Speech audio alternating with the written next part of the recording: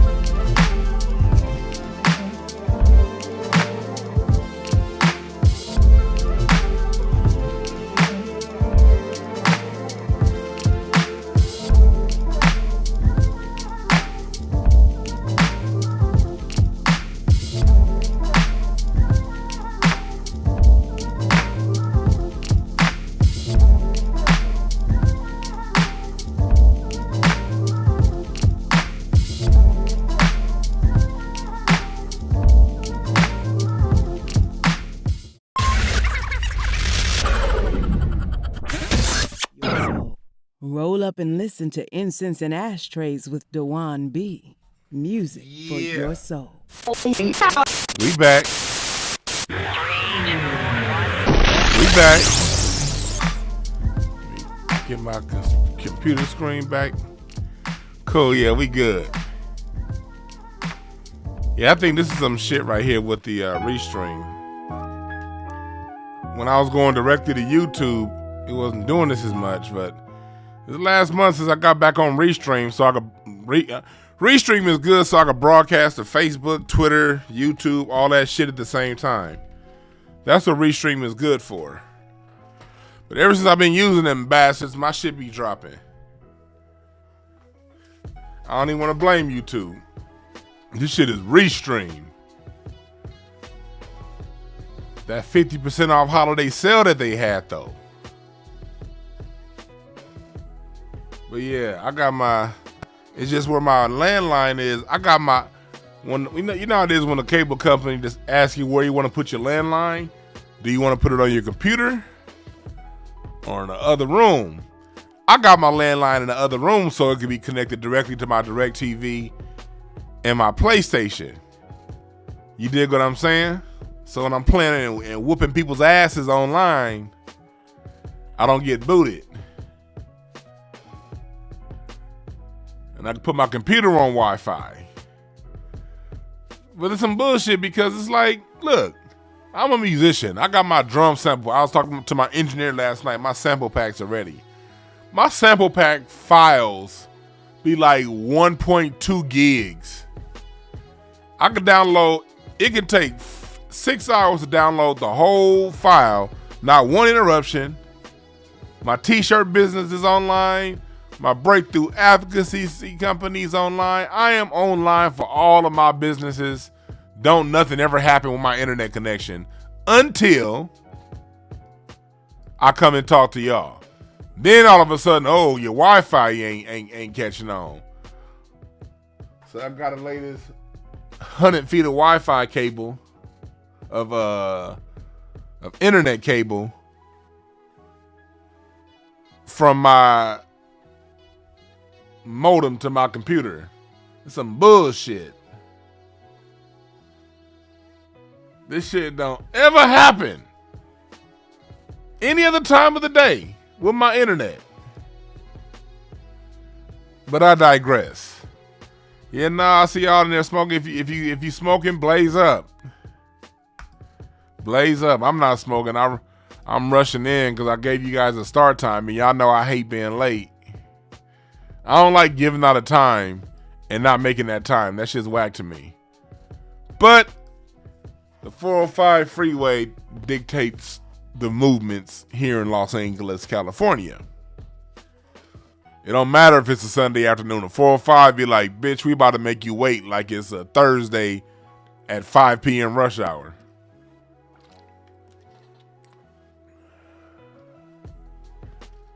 No, Clinton, I can't move on from AOL. Your mama bought me this internet. You know, your mama bought me this AOL internet, and she'd be heartbroken if I threw her gift in the dirt and moved on, like I did with like every other man has done in her life. Clinton in the chat room. That's why I can't move on. If I move on from AOL, if I move on from my current internet, it's going to leave your mama with a sense of abandonment. I'll be leaving like every other nigga that left her, including your daddy. What's up, Bosa Queenie? What's up, Josh Hawkins? What's up, Jada in the chat room? People be having something slick to say, but then the minute you say something slick back, it's, oh man, fuck you. That's not nice. Shit. We gonna, if I move on from this internet that your mama bought me, she gonna have PTSD.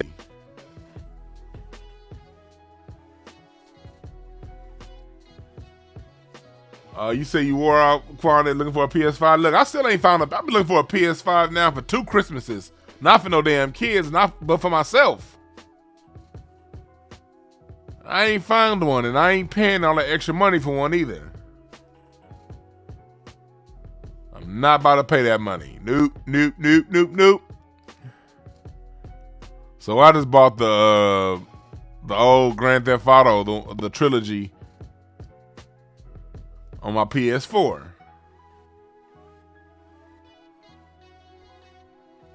Yes, yes, yes, yes. What's up, Larry, in the chat room? But we're about to talk about this for a second. We're about to talk about all these. We're about to talk about all these different black rappers that have been getting killed. And how the words you say have life, have meaning. It's Sunday afternoon, so we about to go to church in this bitch.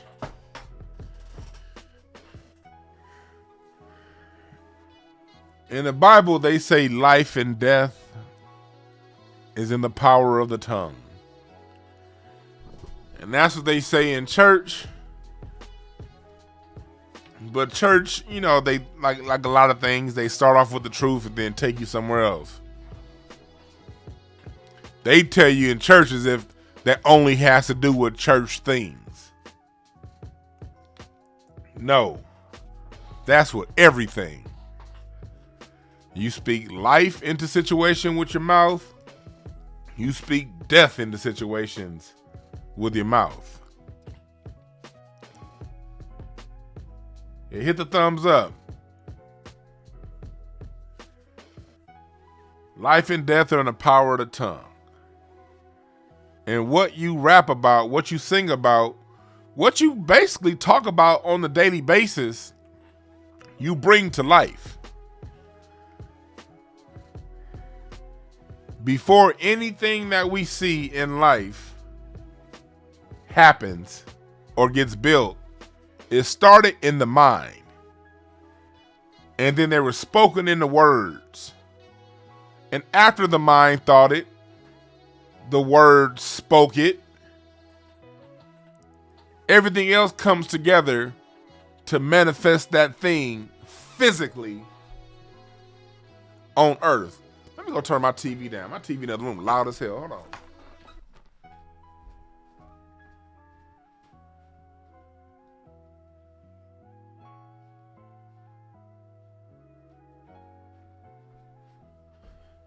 All right. Had to mute to turn that shit off. So in church, you know, they tell you as if it's just a church thing, but no, this is a real life thing. What you speak on comes the truth. Every high-rise building you see downtown, the internet that we're on right now, the computer, the mouse that you're using to click things, your phone, the speakers you're using to listen to this, all started out as a thought form first. Everything starts out as a thought. And after it's thought out, it's spoken.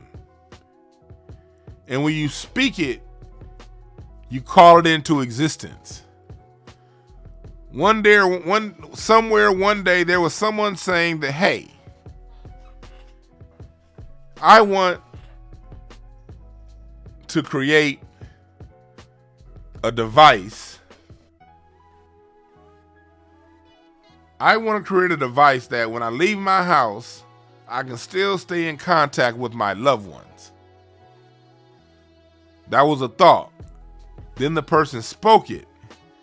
Then once it was spoken,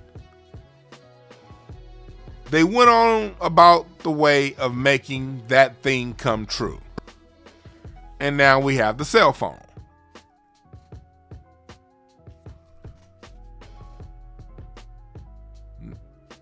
Same when it comes to music and words. As a matter of fact, music has more power than basic words. Music, you ever repeat a song that you hate? Sometimes I sit back and I'll be in the house chilling and I'll think of an old church song that they used to sing when I was like 10. I hated that goddamn song. Didn't remember the words to it, didn't know the words to it when I was a kid. But 30 goddamn years later, something that happened, a memory will get jogged, and I'll remember every single word of that song. That's how powerful music is. So when you speak death in your music, you're opening up a bee's nest, a hornet's nest. Because it's not only you speaking these words. If you're really good at what you do, Tupac, Biggie, Dolph, all these cats, if you're really good at what you do, millions of people are going to repeat the words that you said back to you.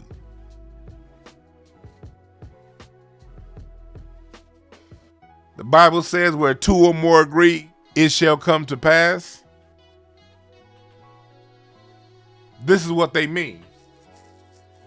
When you get multiple people on the same wavelength, on the same vibration, chanting a message, chanting a word, you're bringing life to that.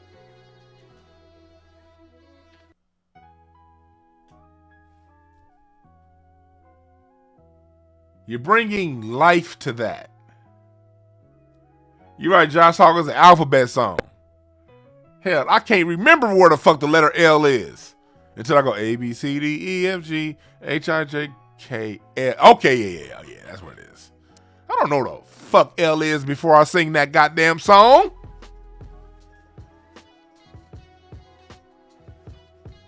That's how powerful music is.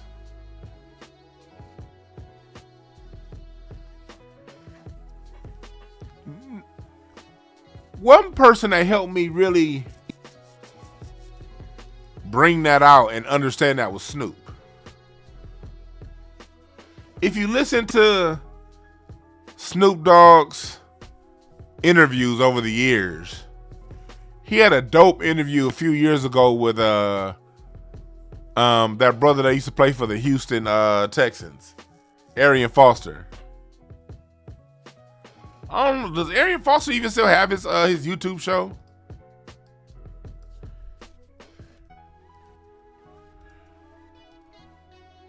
Arian Foster used to have an interview show, and one of the episodes he did was Snoop. Back in like 2018, 2019, somewhere around there. And Snoop said something that really stood out. Snoop talked about the song Murder Was the Case. And how he had just, wrote those lyrics. Snoop had just, finished writing The Chronic, and, and he saw that after he wrote Murder Was the Case, that's when that thing happened with him and that brother and his security guard that 50 Cent's getting ready to do a new TV show about.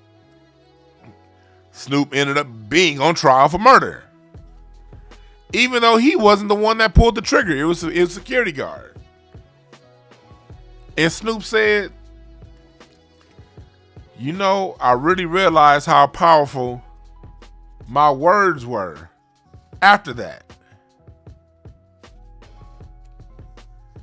And he talked about how he forever changed the content of his lyrics.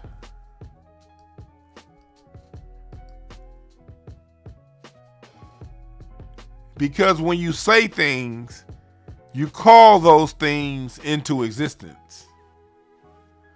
What's the name, chat room, of Biggie's CD? The one that came out right as he died.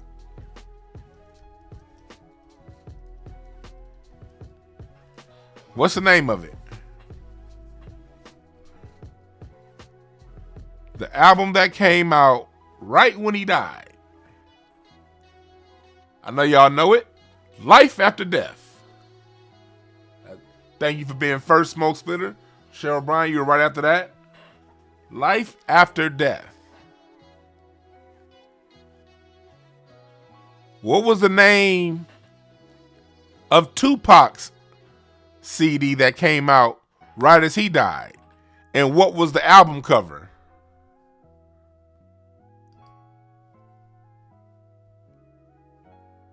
And what was Biggie's album cover? A motherfucking hearse.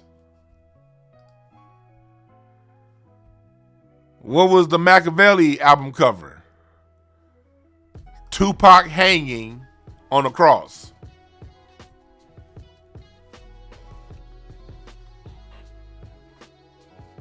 You don't think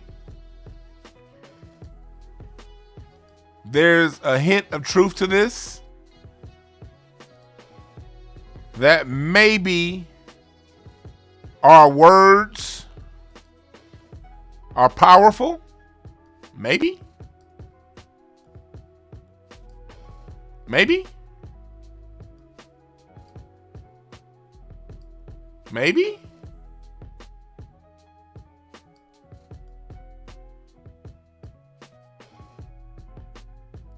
I go deeper than mocking Christ. Biggie didn't mock Christ, and he had the same fate as Tupac. If we get deeper into it, the whole Christian story is a forgery and a mockery of spiritual systems that come long before it. But that's a different topic. Let's keep it where it is. He's talking about death.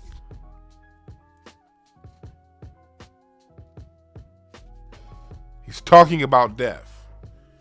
And these are very powerful energies. Very powerful people. Tupac and Biggie were two people who, when they spoke, people listened.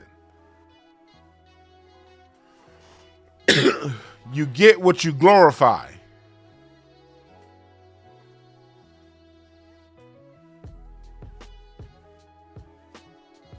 You get what you glorify. Okay, Montclair Jagger, you said it had nothing to do with the album cover. Fuck the album cover. What were the words in the album spoken?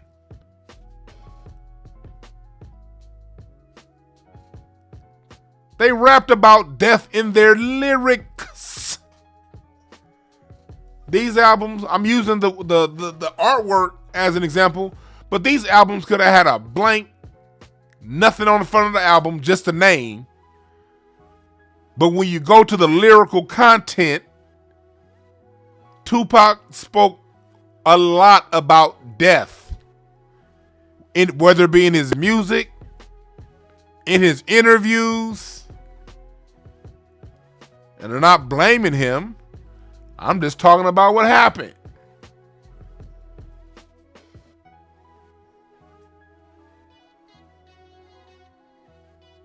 You attract the energies you put out.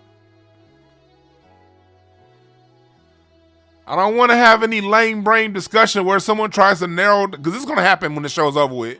And like always, in the comments after the show, it's going to be somebody who find one thing that I say, and they going to be like, well, here's the exception to that one thing you said, so that means what you said ain't true. Middle finger to you. Whoever gonna say that after the show is gonna be somebody in the comments after the show is over with. That's gonna say that after the show comments. Man, they're gonna hear the first 3 minutes of this video, not none of the rest of it, and then they're gonna write like a 16 paragraph soliloquy in the comments.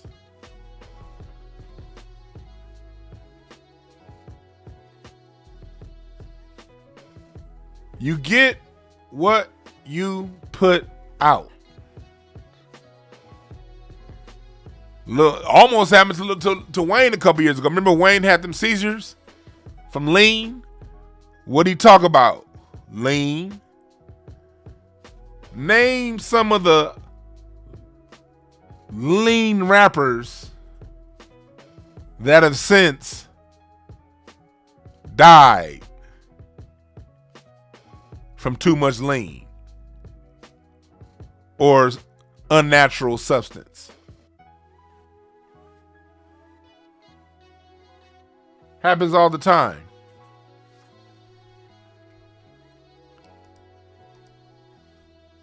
Happens all the time. Pimp C, yep. Big Mo.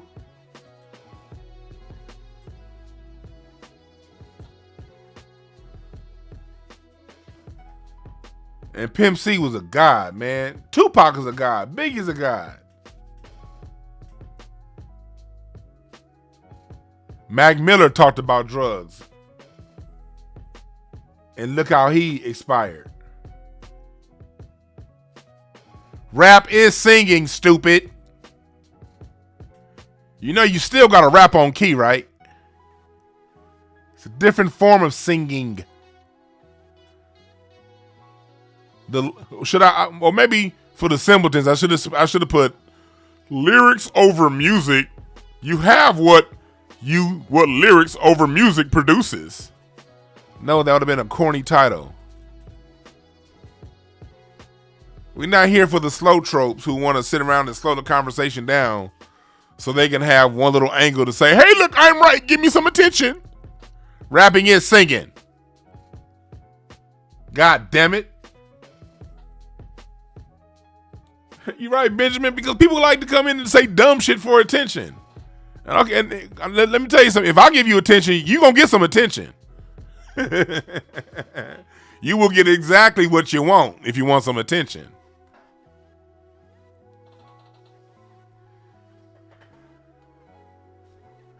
You're right, Keith. I can't feed the short bus kids. You ever even been in a rap studio?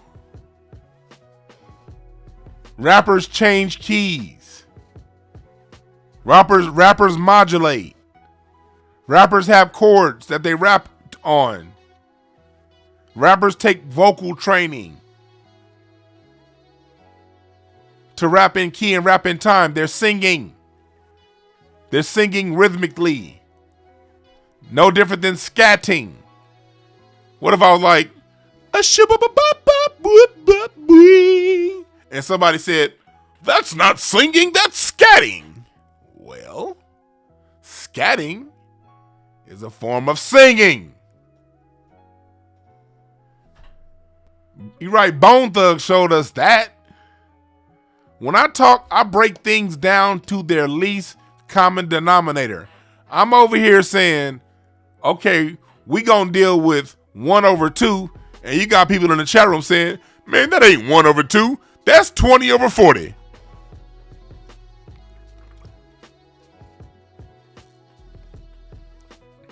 Man, that ain't 1/2, that's 10/20.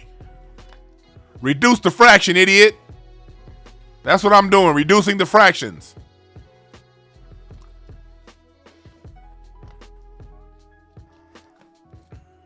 You reduce things down to the most common denominator so you can have a simple solution to the problem that you present. Because I don't talk on this show just to talk about the problem. At the end of the show, I like to present possible solutions.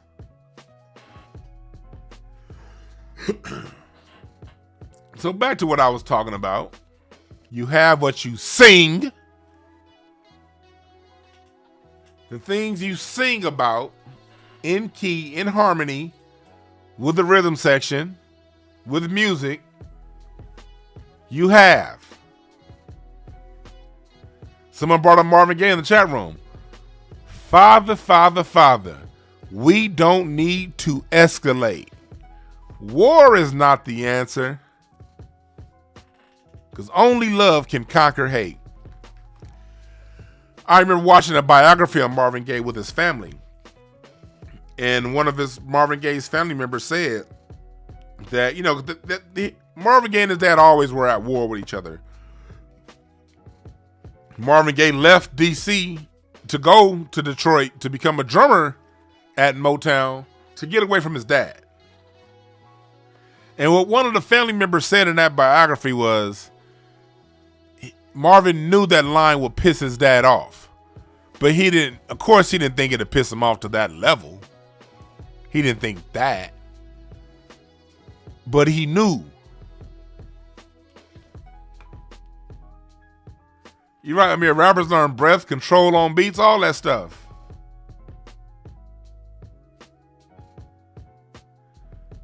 Y'all can go, chat room, go ahead and time out Montclair Jacket. Somebody in here think they know what the fuck they talking about. I'm not even 3% through what I'm going to say, but they think I know that they know it all. And don't block them. Just time them out in the chat room. We don't need know-it-alls in the chat room running their goddamn mouth about the conclusion, and we ain't even you can't call in. This isn't about you, nigga. It's about me and what I have to present on my mind. This isn't about you. If you want to make it about you, use the same YouTube channel you have right now and go live and talk about it. And anyone in the chat room that wants to hear what Montclair Jacket has to say, follow their page. I'm giving you subscribers. Follow Montclair Jacket's page. And when Montclair Jacket goes live, and presents their argument, then you guys can hear what they have to say. But in the meantime, you over here, so shut your ass up.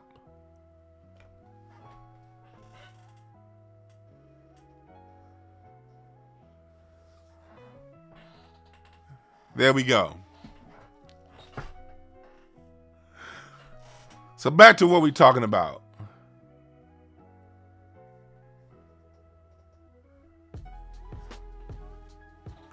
You have what you sing. Larry said, I'm drunk with power.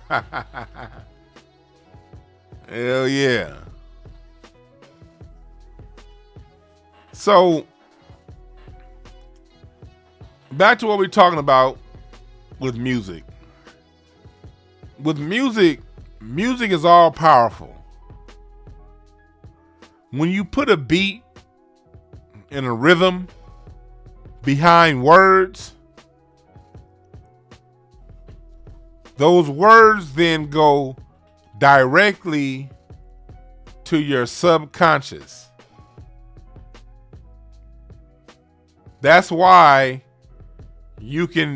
those nursery rhyme songs you heard as a child, you will and can never forget.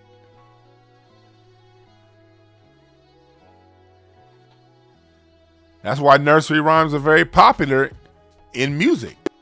You hear nursery rhymes get repeated all the time, with the cadence of it.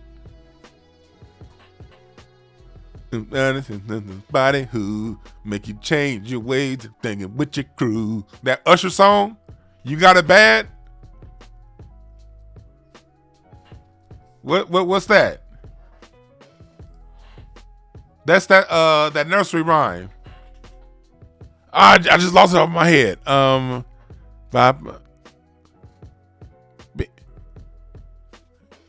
Dun dun dun, bing bing, bada ba boom, bada bada bada, dun dun. What's the name of that nursery song? Keisha, Keisha, Bobisha, Banana, Fana, Bobisha, Eva, Bobisha, Keisha. That's You Got It Bad by Usher. You can't, when you put these nursery rhymes, 99 bottles of beer on the wall, 99 bitches, 99 problems, but a bitch ain't one. Jay-Z. Nursery rhymes.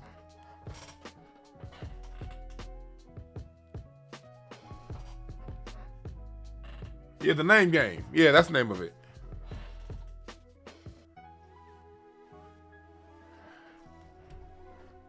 That's the name of it.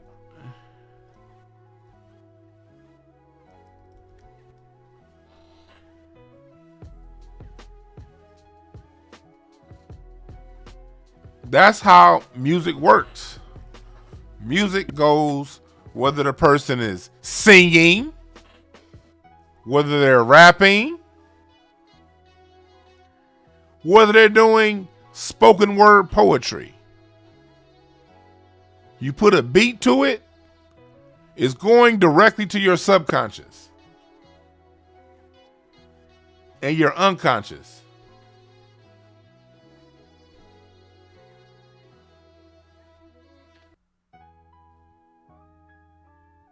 %90 of brain activity is the subconscious. Only 10% of what we do is actually conscious activity, thinking. And that's for the extremely smart. It's less than that with most people. It's 5 to 7% of what we're doing is actually conscious behavior. We're consciously doing things. The other 92% of our activity is subconscious behavior. So whatever lyrics you attach to music is going to speak to your subconscious. Again, whatever lyrics you put to your music is going to go directly to your subconscious. And that goes double and triple and quadruple for artists and entertainers. Artists and entertainers are they're empathic. They emote. So In order to sell a song, whether you're rapping or whether you're singing,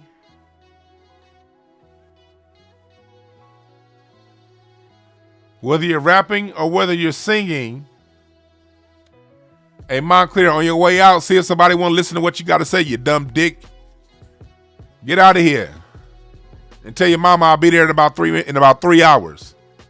When I'm done with this, I'm going to have to take a shower, wash my nuts off, because she going to lick it from the back. So it's going to take me about 3 hours. I'll be on here for like another hour and a half, a good shower, and then I'll be on the way over to your mama's house, Montclair.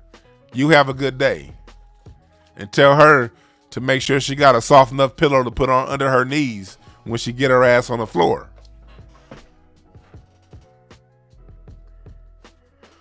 And tell her to drink plenty of water too. The last time that bitch's mouth was dry. Now, what was I talking about? What's up, King Powell?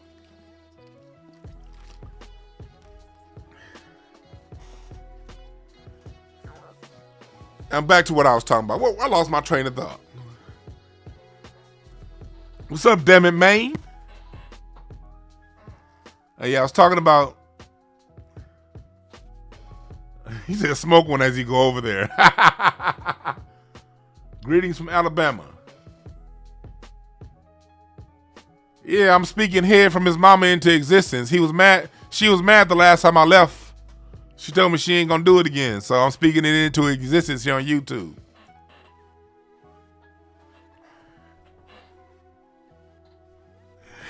Benjamin Fo said his mama auditioned for a sugar-free music video.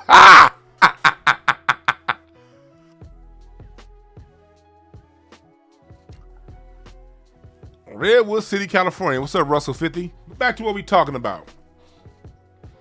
Music speaks directly to you. That's why they say you have a guard over your eyes and ears. You cannot unsee certain things, and you cannot unhear a lot of stuff. Oh, I was talking about emoting. Whether you're rapping, whether you're a poet, whether you're a singer, a drummer, keyboard player, in this thing we call soul music, black music is all soul music. Whether you're talking about gospel music, rap, funk, polka, R&B, rock, when we do it, it's soul music, because the music is an expression of our soul, from our soul. And let me tell you one of the secrets to being a great singer, a great rapper, a great musician. It all taps back into the same source. Feeling. Emotion. What do you emote? So when you're rapping, the reason we feel Tupac, the reason why we still feel Tupac over 25 years after he died, is because Tupac emoted his energy into the music. Biggie emoted. Young Dolph emoted. The reason why we love Mary J. Blige, even though Mary J. Blige couldn't sing worth a damn, was because Mary J. Blige emotes her music. That's why she can't sing, but we still love her music. James Brown, hey! You don't know 90% of the words James Brown said. I'm gonna do my thing, don't you know? Hey, Mexico. But every damn word James Brown spoke, he emoted it. He felt it.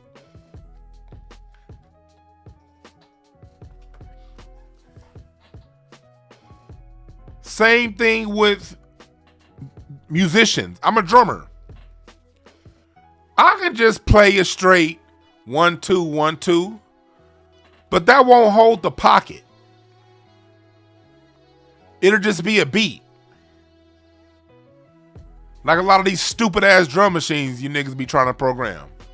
It's just a beat. You want your music to last? Your drummer better emote.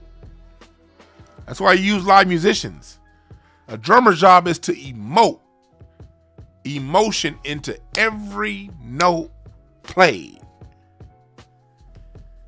When you listen to Clyde Stubblefield play Funky Drummer, the beat itself, 99.9% of drummers can play the beat. But 99.9% of drummers can't feel that beat. It's the feeling Clyde Stubblefield put behind I'm Black and I'm Proud. The big payback. Dun, dun, dun, dun. Ha! Every bass note, every keyboard lick, it has to be emoted. And that's what you learn in church.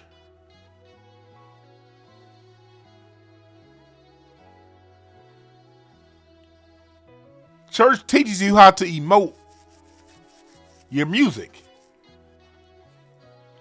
It's a feeling. And when everybody who's picking up an instrument, who's singing background, who's singing lead, or rapping, or poetry, you have to emote those lyrics, those notes. And if you don't emote it, it's not going to have anything of substance. I thought this motherfucker was out of here. Larry, down block that motherfucker. Here, he coming right back. Hey, Montclair, stand on the porch. Go outside and sit on the porch when I'm in the room with your mama. I don't want to hear you playing your video games while I'm jabbing the back of her throat. I don't want you to hear that. It might be a little traumatizing to you. You still here? I thought you left. Larry, mods, you know what to do. You know what to do. I'm gonna have his mama talking like Frankie Beverly when she done with me. She gonna be hoarse like a motherfucker.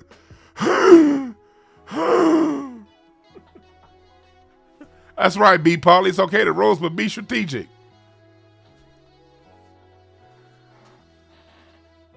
But when you emote like that, what you're doing is you're drawing that to you.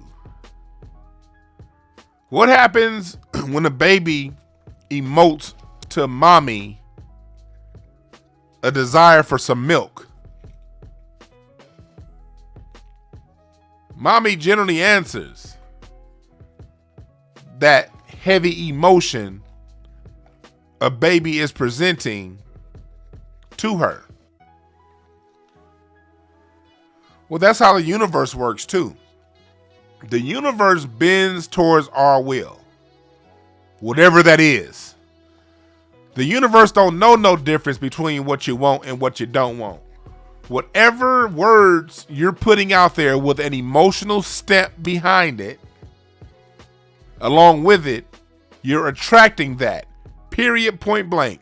That's why River Nike, anybody who listens to watch them old River Nike, sometimes I'll be on YouTube pulling up them old Reverend Ike tapes, like from the 70s and shit that be on YouTube. And there was something Reverend Ike said. Reverend Ike said, you can't just say you want money. You got to say, I am money. You got to feel it. You have to feel it. Modern psychology agrees. This isn't just some medical, physical mumbo jumbo. This is also physics. Basic physics. Whatever thought is tied and words that are tied to an emotion, you attract. That's why you have to watch what you say and what you hear. Like, you ever notice this? Pay attention. You ever be around people who always talking about how it ain't nothing but haters around them? Man, you can't trust black folks, man. All they do is hate. Man, you can't do it, man. Niggas always just hating on me. You ever notice niggas that talk like that are the biggest haters on the planet? Them be the first ones when something good happened to somebody else, they got something to say. Man, he only got that because he knows such and such. Man, that would have been mine, man, but I didn't go to work that day. It's always these, everybody in the world is a hater ass niggas, be the biggest haters.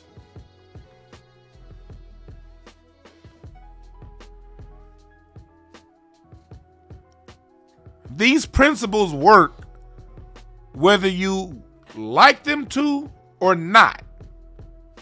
These principles work whether you agree with them or not. These principles work whether you believe them or not. A major problem black people have is black people feel if they don't agree with something or they don't believe something, then it just ain't true. That's when I go back to Dick Gregory. So I say, I never understood what Dick Gregory meant when he said this until I got more out there on YouTube. Dick Gregory used to say, the truth don't have to be validated by your ignorance. And I used to just laugh when he would say that because he would say it so funny. Somebody would call in to the Carl Nelson show or whatever show he's interviewing with. Dick Gregory be like, that's what I believe. That's what I've experienced. I read the paper, nigga. The truth don't have to be validated by your ignorance. And I would just laugh when he said that. But now that I'm on the internet more, talking more,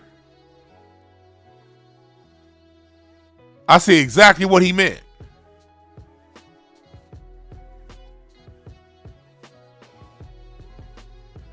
The things that I speak on here and overall, things that I've experienced, things that I know. I've been a professional drummer now for 20 years. Over 20 years, 25 years.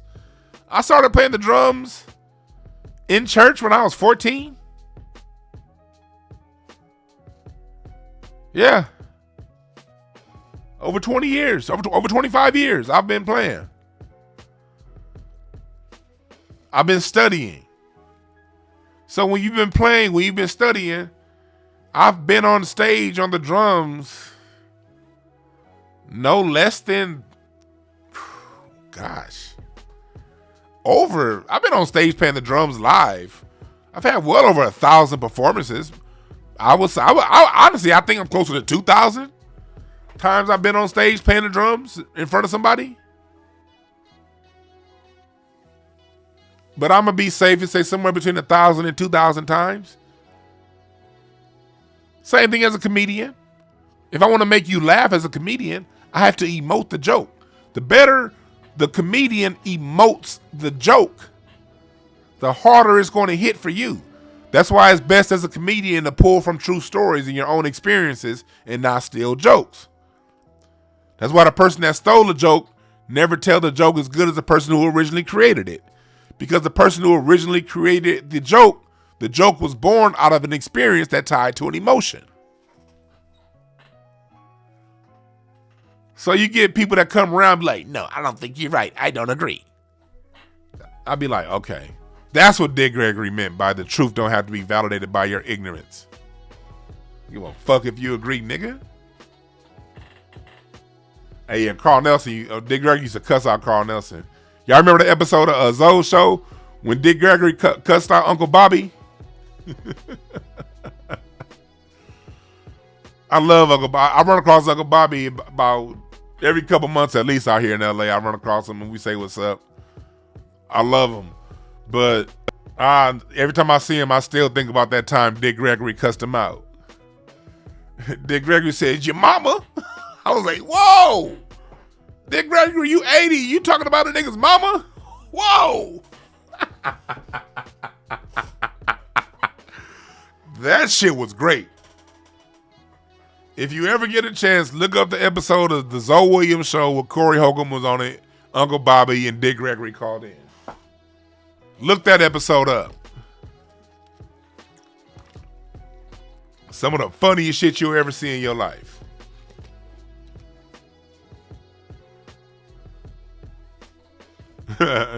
He said, your grandmama, yeah, old folks will snap on your ass. Old folks ain't got no patience for the bullshit. I can't wait to be old. I'm gonna be an old mean motherfucker when I'm old. I ain't gonna give a fuck about none of you niggas' emotions and thoughts and feelings. When I'm old, I'm not gonna give a fuck about what none of you niggas feel. None. I already don't give a fuck now. Ooh, I can't wait to see what I'm like when I'm 83. Yeah, but salute to Uncle Bobby. Bobby Glenn Sif, good dude. But back to what we talking about. You have what you sing. This is a cautionary tale to the musicians and the artists out there. You have what you put out. Watch what you sing. It was no different in the blues. A lot of your blues people, Muddy Waters, B.B. King, Memphis Slim, they sang a lot about women doing them wrong and doing them dirty. And how basically women ain't shit. B.B. King got a song called Don't Answer the Door. He said, if you sick, you don't call the doctor. You suffer till I get home. But in BB's life, he dealt with a lot of relationship issues and problems.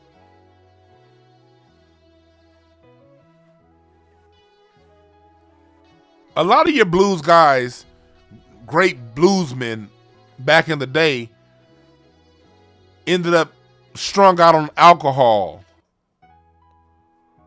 or drugs. But a lot of that stuff was in their music too.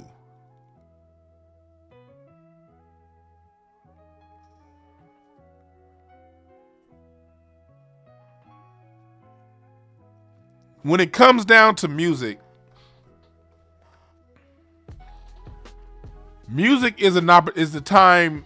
What music does, music speaks to the universe. It speaks to the heavens. It calls those things that be not as though they were. That's why you can go into church, and between those chords and the songs, the music feels good.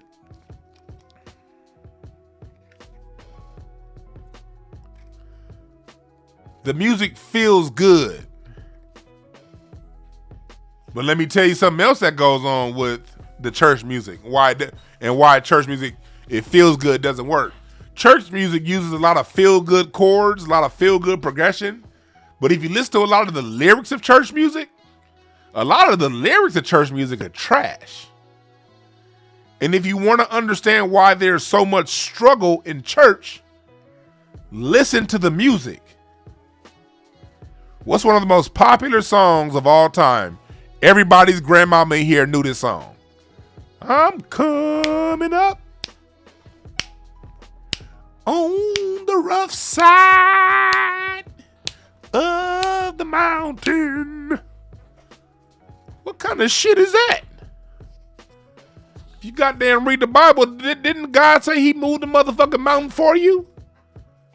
But you got songs celebrating going up the rough side of the mountain.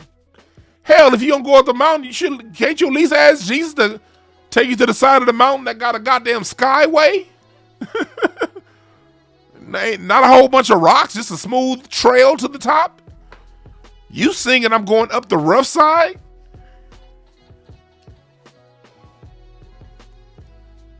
And you wonder why everybody in church is struggling. Listen to Kurt Franklin. Silver and gold, I'd rather have Jeebus than silver and gold. That song came out in 94. Back in the 94, we still had black neighborhoods in every major metropolitan city where it was only us without infiltration of other people stealing our shit. But then we said we'd rather have Jesus than silver and gold. So what happened? We still got Jesus. Now those with the silver and the gold are gentrifying your black ass out your neighborhood, including that church y'all sang that bullshit ass song in.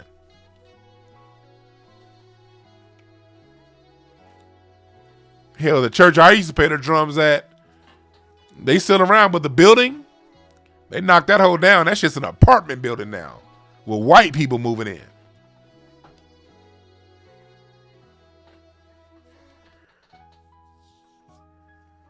That's what lyrics do. One of my biggest issues with church music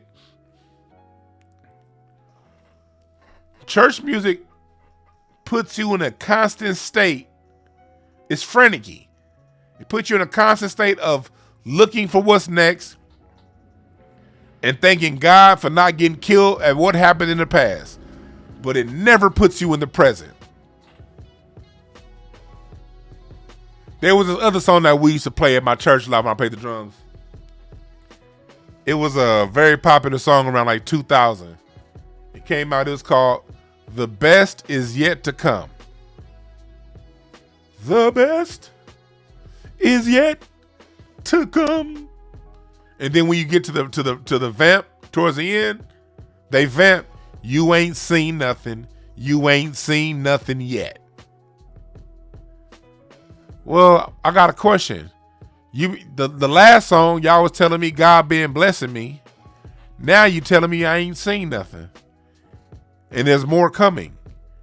When do I ever take time to be thankful for the past and the present and be presently grateful for all things that have come and will be? Is there a gospel song ever telling you to be present? Get quiet. Everything you need is now. Everything you want is here. You have all that you need and desire now in this moment within you. You heard about that, Evans and Kenny? No gospel songs about doing something for yourself. Ain't no gospel songs about getting off your ass and being the blessing that you want God to give you. That's right, Larry. Gospel is a soundtrack to slavery.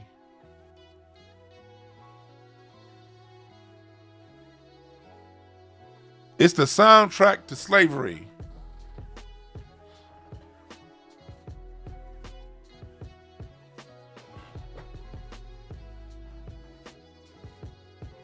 It is a soundtrack to slavery. It's another gospel song that's in my mind. It's a perfect example, and I cannot get it out of my mind. I cannot think of the words right now.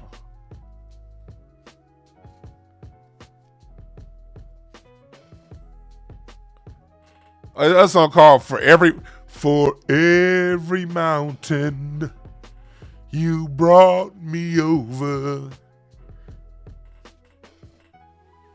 That song. That's another one. Talking about all these mountains, but you never have time to sit and say thank you and vacillate in all the blessings that you said God gave you. God keeps you in the past, and God keeps you looking forward to the future. So guess what? Nobody in church is fully present.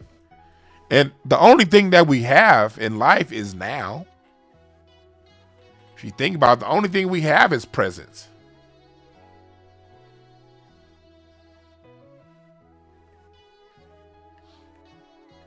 That's another good one, Derrick Henry. How long we been singing? Soon and very soon, we're going to see the King. Niggas been singing soon and very soon for 70 years. I think Larry said church is struggle concerts. Yeah. But the music behind this, the shit that the church is singing is the shit. The actual music supporting, it feels good. Major chords. A major chord versus a minor chord. Major chords make you feel good. Minor chords depress you. That's why when you go to funerals and they play that organ in a minor chord, whether you fucked with that person in the casket or not, you gonna cry.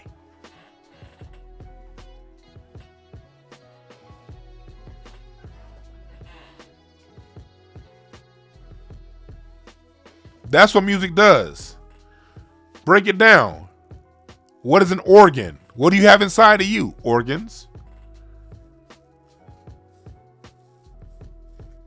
What is a drum? The drum is a beat. What beats inside of you? Your heart.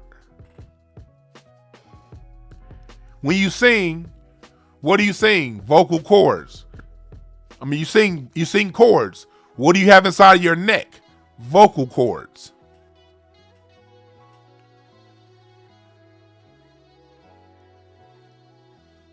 When a part of a song has an accent, a punctuation, or a highlight, the drummer hits the cymbal. When you're living life, what are the highlights? What are the things that you remember in your memory? You remember the symbols. We all know the Disney symbol. We all know the Six Flags symbol as a part of our childhood. When I'm playing a song and there's a crescendo build up and there's a point of emphasis coming, I hit the cymbal. It's in the words.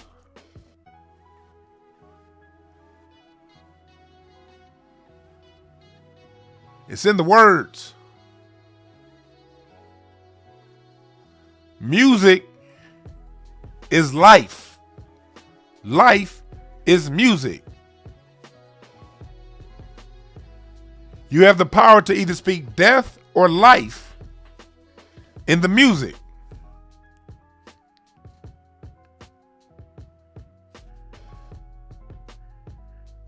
So when you're always singing death in your music, when you're always listening to death in your music, I'm not saying you will die. There are people who sing about death who are going to have long lives. Not everyone's going to die physically, the way we see it. But we don't know what goes on behind closed doors. There will be exceptions to the rule always. But right now we have a pandemic of our brothers in rap dying too young. Do I listen to Young Dolph? No. Do I listen to Draco? No. But I still want them brothers to live. What if somebody told them this and they had an understanding of this when they were 6, 7, 8 years old? What if Tupac and Biggie had an understanding of this principle? Or if they had time like Snoop to change?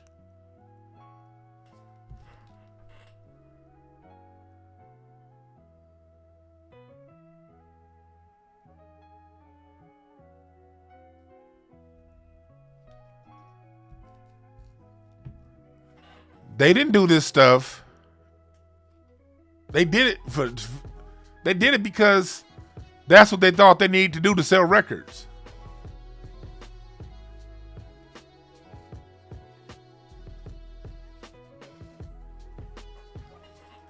Then you have the other end of the spectrum, the life side, the love side. Frankie Beverly and Maze. If you ask me, Frankie Beverly and Maze, they're more spiritually uplifting than any goddamn thing in church.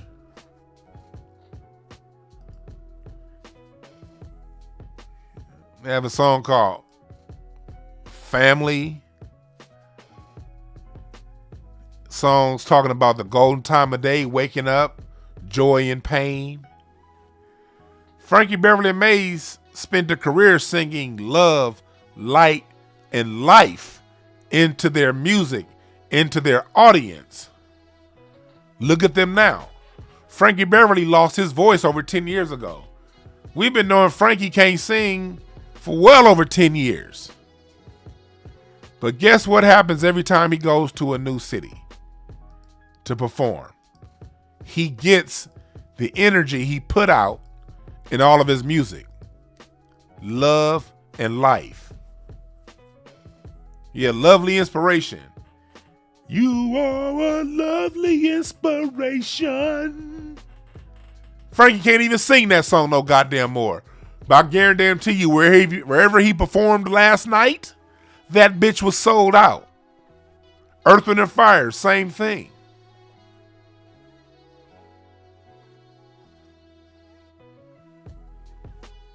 People that sing love and life in their music late in their careers, when they can no longer do the things that made them great back in the 70s,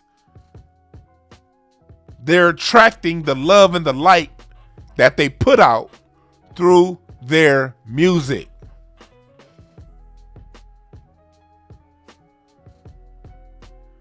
Andre 3000. Andre 3000 always has something of light in his lyrics, in his words. Even if he's talking about a tragic story, Andre 3000 always puts you in a place to win out of it. And he ain't done no music in 20 years. But let Andre 3000 say a word. We love that man. You don't see Andre 3000 getting shot at. Big Boy. And that's a dope album Big Boy got with Sleepy Brown that just dropped. Some dope music. Outkast they weren't going around singing gospel music. But within their music, they had a story. They had a way you can win. A way you can overcome. A way you can beat whatever you going through.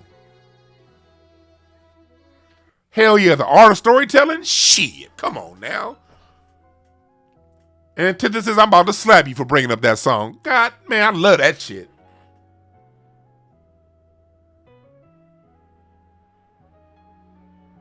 Y'all feel what I'm saying? You're right, Jordan, any of the Dungeon family. The Dungeon family had a certain refinement to their music, to where even when they talked about the ills of society, they flipped it and talked about it in a way that you can still win. They weren't telling you to go down any negative paths. They would talk about the negative path and be like, all right, if you go that way, you're going to end up fucked up over here in the game. Same with Ice Cube. Go listen to Death Certificate. Ice Cube is telling the reason why that song is called Death Certificate is because on the first part of the album is the life side. Is the death side. On the second half of the album is the life side. On the first half of the album, he's talking about activities that'll lead towards death. Summer Vacation. When he made that song Summer Vacation, it wasn't glorifying drugs. It was saying, okay, if you continue to deal drugs, your summer vacation is going to be in prison.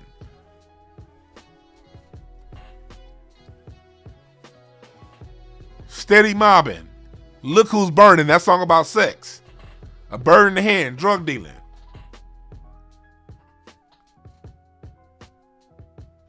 And then you go to the life side. Be true to the game. If you want to live life, be true to the game.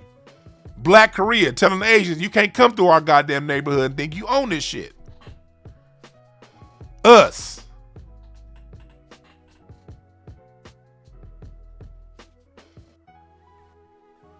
There was a message.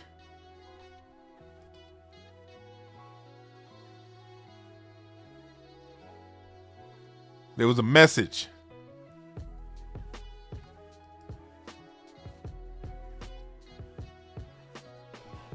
You gotta know that when it comes to your music.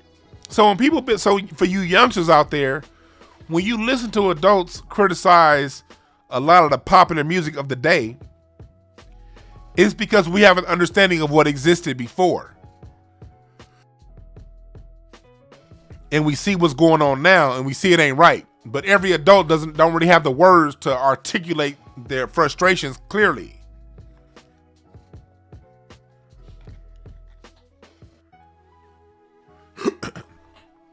That's why the record industry had to jump in and taint things.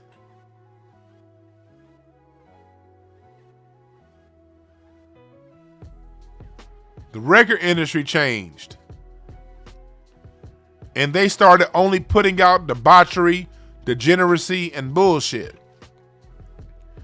So a lot of the artists had to conform. If you want major play, major press, major push, you got to talk about some bullshit.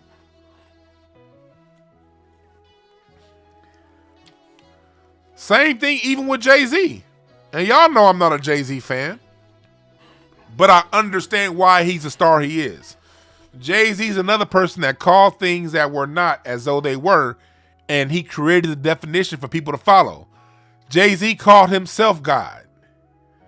Jay-Z in his music basically said, look, I'm that nigga. And I'm so much that nigga, you gonna follow what the fuck I say and do. I'm gonna give you a good life, one song at a time. You can live vicariously through me. I'm Hove. That's Jay-Z's approach to his music. So what did that create? He created the perception that he's the king of rap. And his followers follow. And he's so dedicated to the status he put himself at, his followers are dedicated to that staff. And if you say anything against Jay-Z being the number one, the GOAT, the greatest of God, all of his followers turn into Agent Smith from The Matrix. And they will fight you to the death. The reason why Jay-Z gets that is because he's using these metaphysical principles. So people can call this spookism all they want.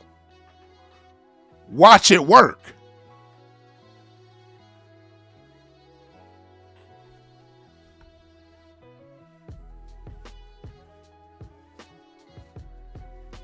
Jay-Z gets the reaction he gets because Jay-Z created the perception for you to live by. Try hippie, it is a cult light. It's a cult wisdom. Jay-Z applies occult sciences. Beyonce too. And I'm not calling them this ain't no, spookism type stuff. It's just, look, the sciences are there. The rules of nature are the rules of nature. All occult sciences is the rules of nature. Using the rules of nature for your benefit. That's what occultism is. The rules of nature over the last few thousand years were preserved through occults, and they weren't seen in common knowledge. And those with this wisdom use the wisdom on the masses who are unaware of these things.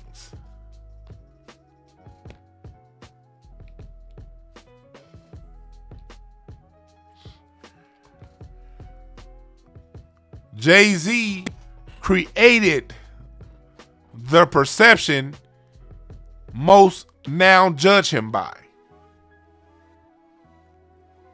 I know what it is, so I'm not impressed. But those who don't, shit, say something wrong about Jay-Z and watch how these niggas react to you.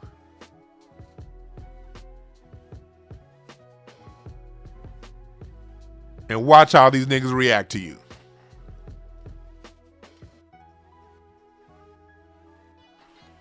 You're right. I'm with you, Dedication 666. The occult is the final frontier for us.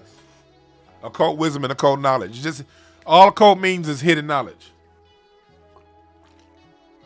But since we've been programmed through church, we're programmed to think that there's some spooky, scary shit.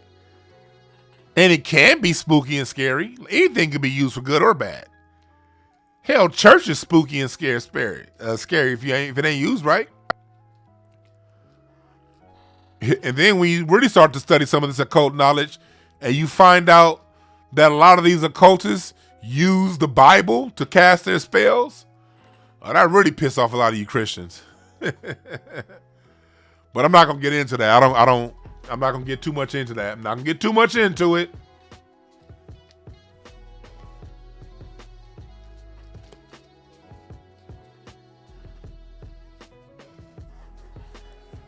Yeah, I heard Jay-Z is I heard Jay-Z used to live on the same building as Dr. York.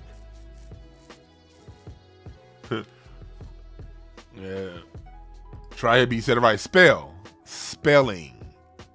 Spell. What's up, LaRon, in the chat room? Hey, I got somebody watching from Facebook.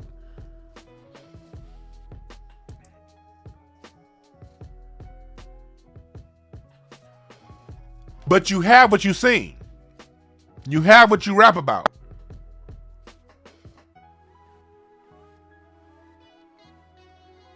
Jay-Z raps about being the god of rap. His followers agree and put him there.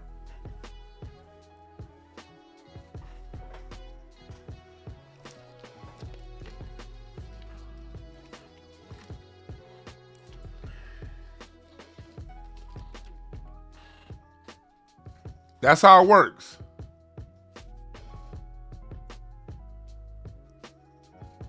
So guard your eyes and ears of the things you see and hear. Make sure your music is something that uplifts you.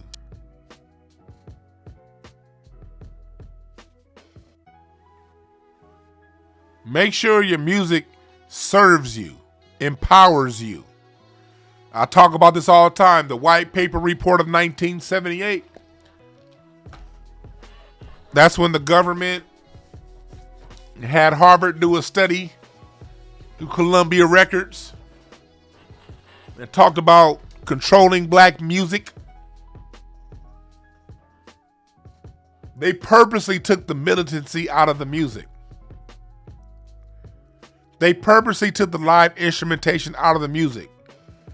Because had we stayed on that path of militancy backed with live instrumentation within our music, do you think we still be subjugated now?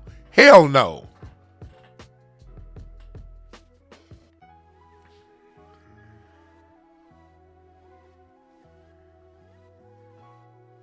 Even Aretha Franklin, respect. You better think. Think about what you're trying to do to me.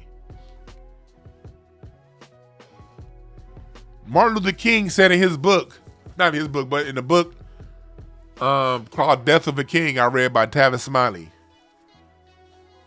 In his memoirs, he talked about how Aretha Franklin gave him the energy to keep going.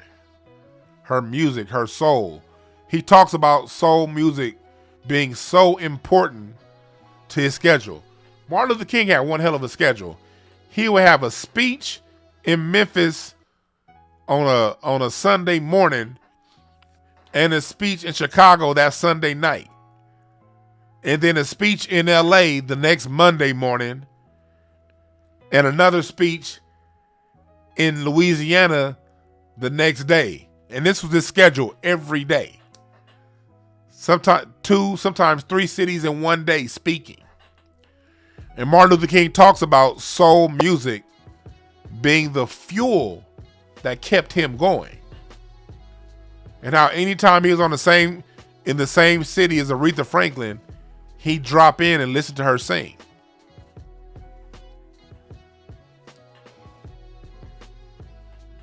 But you can get that. Our leaders can get that when we have a healthy music industry that's singing words of encouragement and life into us. That's how powerful music and lyrics are.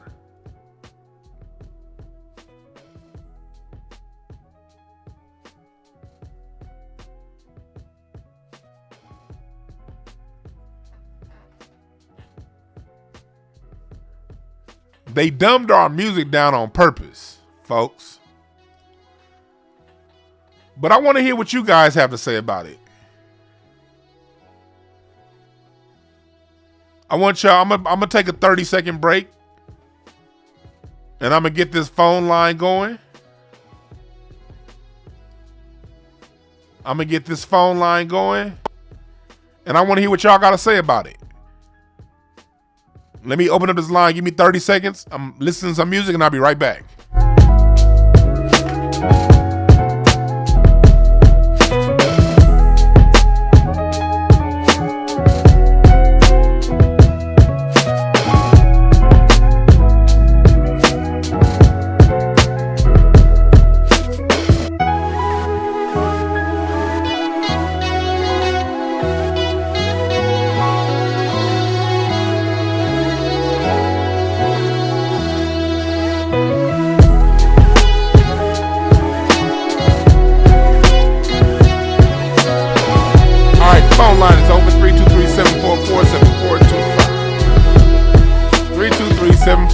844-874-2425. I want to hear what y'all think. I want to know some of y'all experiences. Oh yeah, rest in peace to the Kango Kid. I should have started off with that. Rest in peace to the Kango Kid. And to Draco.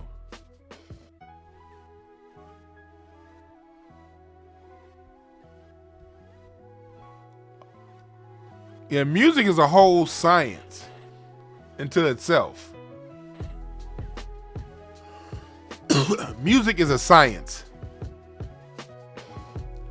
Science meaning you can literally predict the outcomes.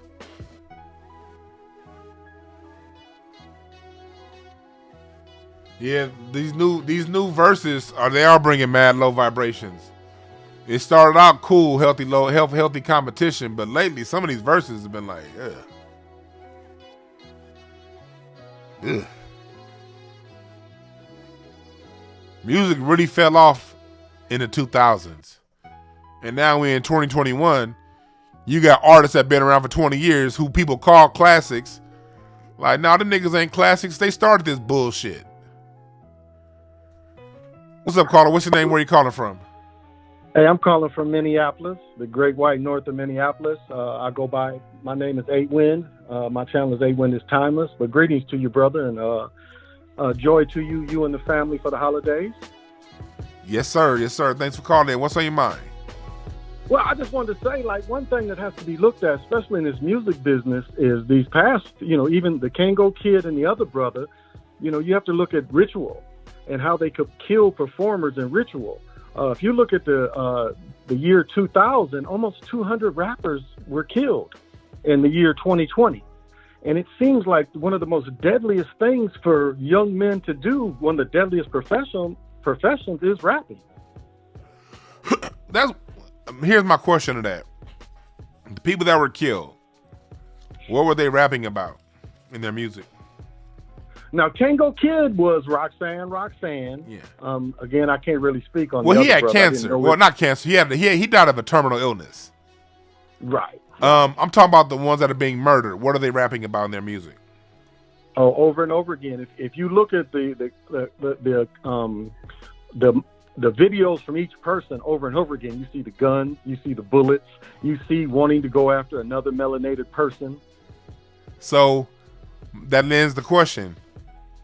Is it a rap issue or is it a street issue? I think it's combined. Like, if you look at the names they pick, Little Baby, I mean, it's almost like a belittling. And so it doesn't even go in as a masculine kind of thing. It's like these names they are even choosing. It's like they're almost giving these names. And it's like a CB4 kind of showed. Do you demean women? Do you grab your crotch? Do you have a gun in the video? I mean, it seems like there's a blueprint that they want to follow, and a lot of times the blueprint ends with death. Well, the blueprint starts with death through what they're putting out there in the ethers through their music.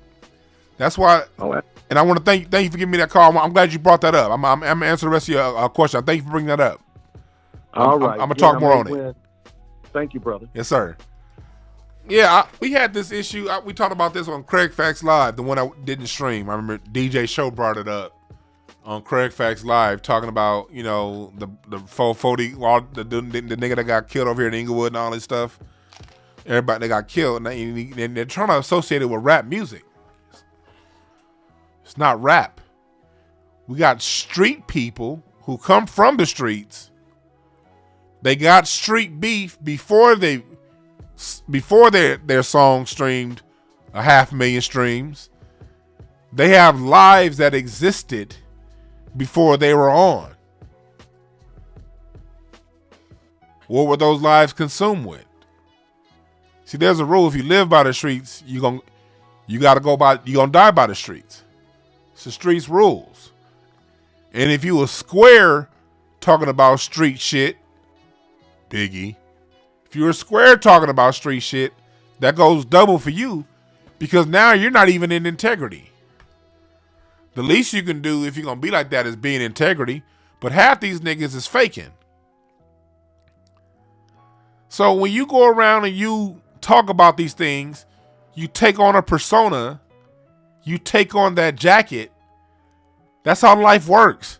Whatever you take to use for your advantage, you also take the consequences that come along with it. If you put on a police uniform and you're not a cop, people running up and down the street are still going to think you one. And you're still going to get treated as such. And if someone comes around and has a bad day and feels like going at cops, he's not going to say, hey, oh, that person just posing in a cop uniform. No. They're going to suffer the same consequences as the real cop. If you're in a fire suit and the building catches on fire, you're the one dressed to go and do something about it. Yeah, being a fireman pays good. Every fireman I know got bitches. Has a lot of fringe benefits being a firefighter. But the downside is when something catches on fire, you the one that got to go in that building because you chose to put on the uniform. Life is very simple, folks. We make it complicated. Whatever you decide to take on, that means you take on the good and the bad. Capiche? So is it rap? Or is it the persona you chose to take on? Because back in the 70s, them niggas was gangsters too. Barry White was a gangster. You didn't fuck with Barry White. But Barry White didn't put that shit in his lyrics. Chico DeBarge. Hell, all them DeBarge family, that whole light-skinned DeBarge family will beat your ass.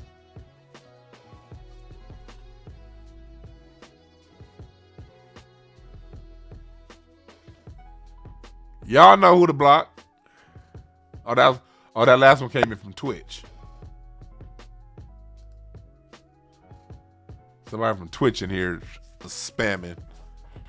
And I ain't got, well, oh, they're spamming from Twitch. It don't matter. Ain't nobody in the room from Twitch. YouTube, y'all good.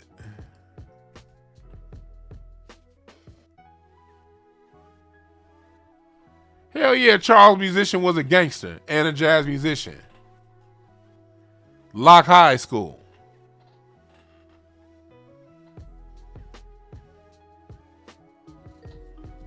Gangsters and singers ain't...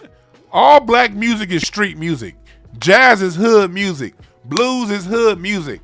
Country western, R&B, funk, soul, jazz, rap, hip-hop. All that shit is hood music. But those other guys understood, hey, I put this shit in my music. It might be something to come along with it. It's time that our young rappers understand that too. What's up, caller? What's your name? Where you calling from? Hello? Yeah, what's up, caller? Hey, this is Antithesis calling out of Valdosta. How you doing, Dwan? I'm good, brothers. What's on your mind? Hey, I just remember growing up in the 70s, man. My dad used to pump that James Brown, Warren Isley Brothers every Sunday morning. I used to like, whoa, that music was real deep. It was like war, slipping in the darkness, the world is a ghetto. They preaching to you about life. And it sounds good too. Yeah, I just wish I had a better understanding of it then than I do now. Because my dad didn't really put me up on game like that. Well, do this. Listen to download my Mixcloud Incense and Ashtrays. I break all that stuff down from the 70s. Every episode. And I play it. And I explain it. And I talk about what went into it. And how we can use it for our betterment. Cool, I'll do that. I just wanted to just take a quick time just to say, hey, man, I appreciate your show. I appreciate you, man. Thanks for putting out the knowledge, man. Much love, man. Much appreciated. Thank you for listening. And thank you for calling in, brother. All right. Have a good one. You too.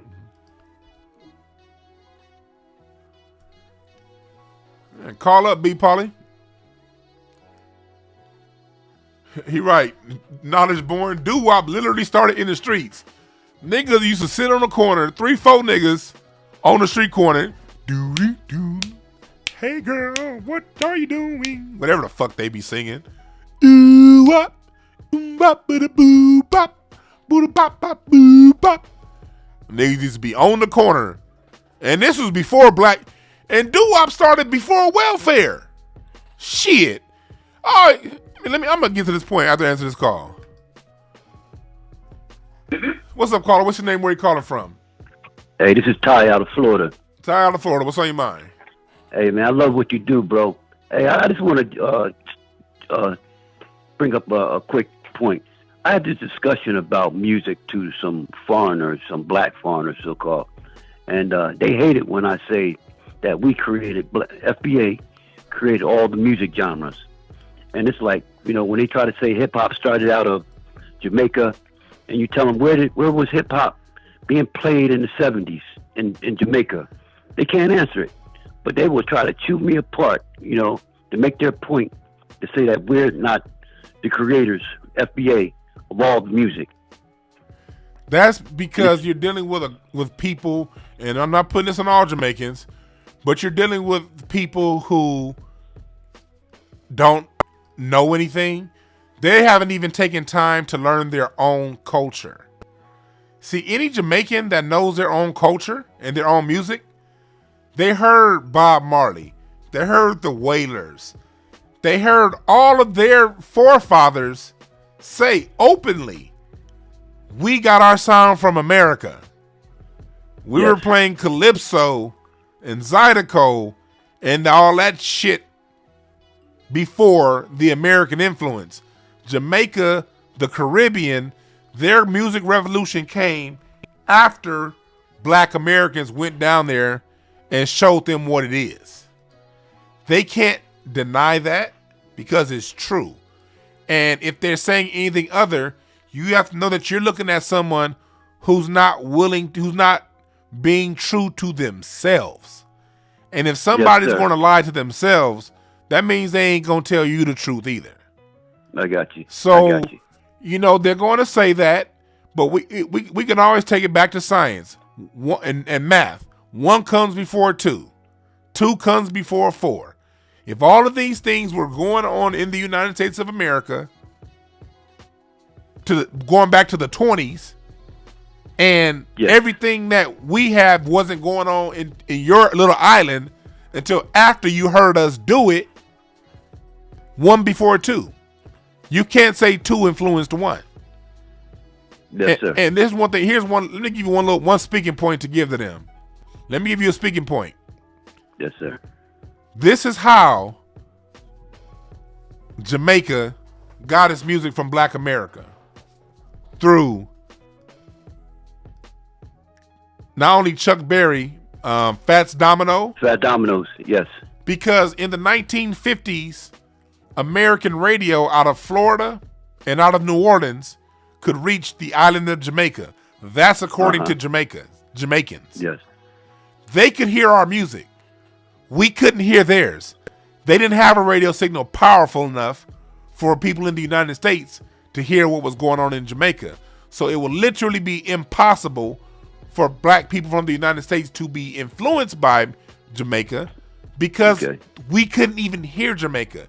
And at the same time, Jamaicans during World War II were brought into Florida, were brought into Louisiana to pick the crops while black people were away. And one thing that they would do is they would, when they would come out here to pick the crops, they would take those albums back to Jamaica, and the whole Jamaican music scene was centered around remaking black music from Chess Records, from Motown Records, from all of that, according to their legends, what they say. So, and on top of that, the instrumentation, Jamaican and island music, they didn't even have the technology to have electric instruments. The drum set was invented by black Americans. The electric guitar, the bass guitar, the instrumentation that they used to make ska, reggae, and dancehall and reggaeton came out of America. Those were third world countries, and they could not afford the instrumentation before the 1970s to pull off the sound. Okay, so you cool. can get them through economy, through access, and through all those different points of view that they cannot dispute. All right? Yes, sir. All right, man. You have a good one. Hey, I want everybody to share this broadcast. We got to put this out there. Thank you, brother. Yes, sir, brother. You have a good day.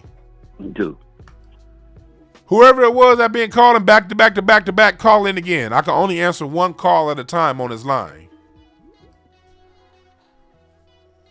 What's up, caller? What's your name? Where you calling from?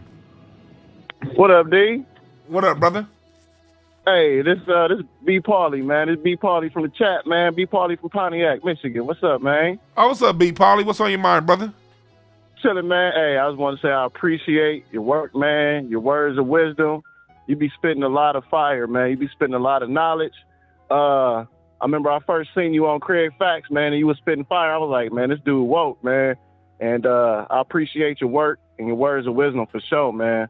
And definitely this knowledge you dropping today on, on the science of music is true, man. It's true. I can feel it. I've seen it my whole life, logistically, and it's powerful, bro. It's powerful. It is because, we all see things, but sometimes it's hard to put in words what we seeing. You know what I mean? Yeah, definitely. And I was the same way. I saw it, and I just went on a mission to figure out what I'm looking at. That's all this is. It's just me seeing the same thing over and over and over again and asking myself why and not stopping until I got an answer. And from there, I bring the information to you guys. Yeah, man, I definitely appreciate it, man. I find that, paying attention to nature, man, and how things are naturally, like you said, some universal laws, these things are happening no matter if we acknowledge them or not. The truth don't need our ignorance to acknowledge it. At the end of the day, these things are happening. This is how the universe works. Ancient science, ancient occult knowledge. This is stuff that's real, man. It ain't no spookyism. It's only scary to the people who scared.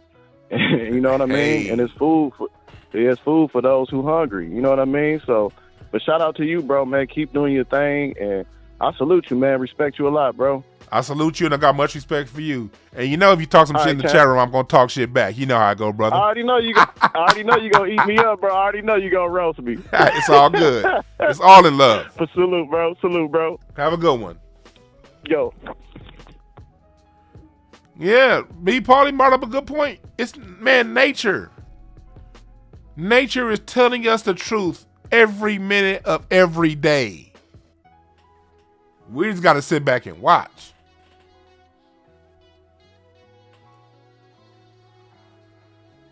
But going back to Jamaicans and these island people trying to take our music.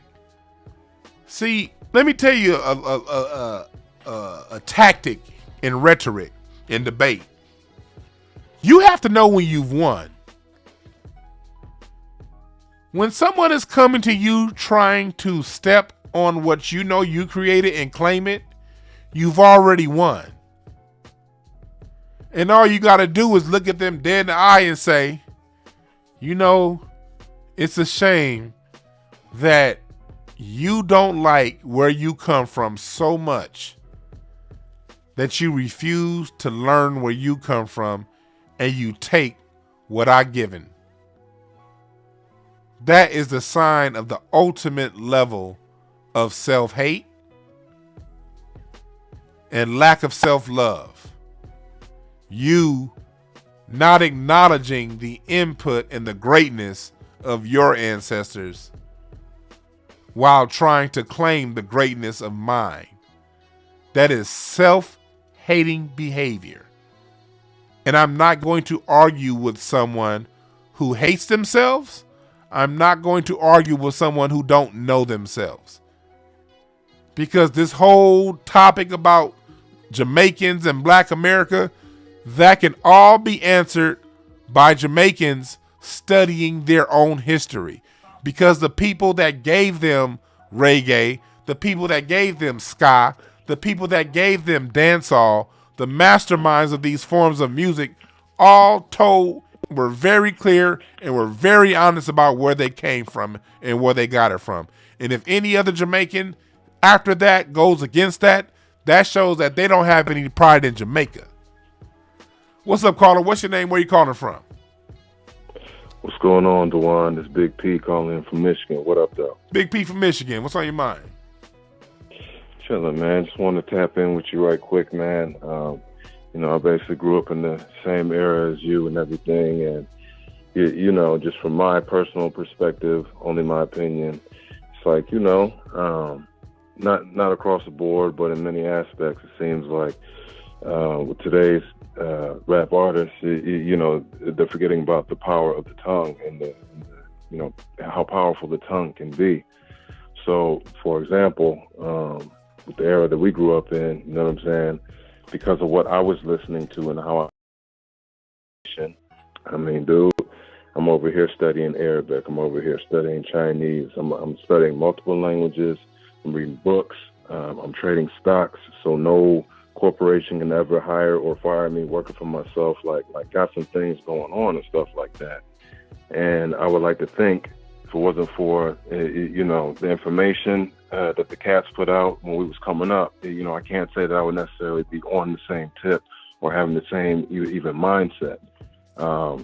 There was a young man that once walked this earth named Eugene Bullard, black man, ran away from the ridiculousness as far as prejudiceness down south. He found his way in France as a young teenager, not even 16 years old. Not to get too deep into his story, but basically he ended up opening up his own clubs and was thriving during the Roaring 20s over there. You know what I'm saying? Just as a little nugget. And also, I'm sure, like, I could say to you, Diggable Planets. I'm sure I could say to you, Far Side, and you know what I'm talking about. But a lot of youngsters don't know who the hell we're talking about because it's all about numbers and, oh man, what kind of numbers? Oh, how many likes they got? It's like, so that's what I'm saying, like losing sight of the power of the tongue. Like, the focus got shifted, like you were saying, once the 2000s came along, like, I'm saying, all of a sudden there's this shift. And, I think if we get back to basics, like we can have a lot of very powerful, black men and black women out here doing stuff tough. But it definitely starts with the message, It does. That's why marching bands were sent out before war, because the music creates the environment and the mindset that you're going to enter your life with. Yep. The music sets the tone. Absolutely. Absolutely, man. And definitely it's not a thing, because I always get all the time, oh man, you just hating on the new generation, man. You just stuck in the past. No, it's not like that. Because if it was like that, then I wouldn't be banging the Nipsey Hussle victory lap. What are you talking about? Yeah, I'm not a, you know what I'm saying? I'm not a new school hater by any means. Yeah, I'm just on some step your bars up, homie. That's what I'm saying. That's just how I feel about it. If your bars is whack, I'm not going lower my bar just to say, okay, yeah, I'm listening to what everybody else listen to. No, homie, you got to step your bars up. I'm just not. You know what I mean? I ain't with it. I'm not. You know what I'm saying? I'm not feeling that shit. You ain't gonna make me give in to what I consider whackness. I'm not, I'm stern on that, like big time. As you should be. You know what I'm saying? But definitely don't want to take up too much of your time, brother. Like the last caller was saying, I first tapped into you in the crew of the Craig Fact Show. Love what you're doing. Love your blackness, and keep up the great work, man. All right, man. You have a good one. All right, you too, sir. Yes, sir. Bye-bye. Yeah, it's not about hate. It's not a generational thing. It's about, because it was whack music in the 70s too. It was whack music in the 80s.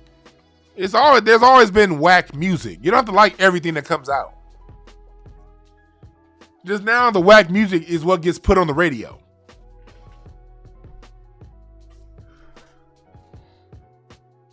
Hell yeah, Craig Facts got knowledge. Y'all don't know, like, even now, like, but before Craig Facts became a thing, shit. Man, me and Craig, I hit up Craig. Hey, yo, Renoko Rashidi gonna be down at the Unity Center, and me and Craig, we go watch Renoko Rashidi speeches. Dr. Layla Africa when he would come to LA to speak. Hell, before we realized Umar was a fraud, me and Craig go. I'm talking 2015. We go see Umar, donate to the school, all that shit. Craig a smart motherfucker. While he was doing roast me and all that shit, me and Craig went to go see when Jason Black released the movie Race War, when he had the premiere here in LA and Judge Joe Brown spoke. Me and Craig went to that. Same with Hidden Colors.